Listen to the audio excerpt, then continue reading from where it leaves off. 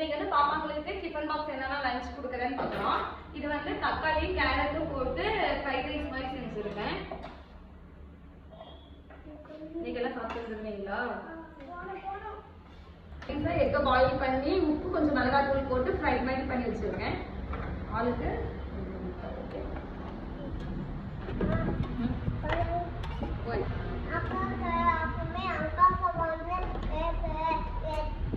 ஓ அக்கா பொண்ணு உனக்கு ரெண்டு கொடுத்தா சாப்பிட்டு வந்துடுவியா?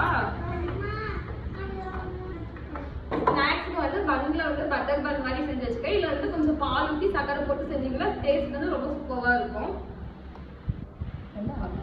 ஓகே.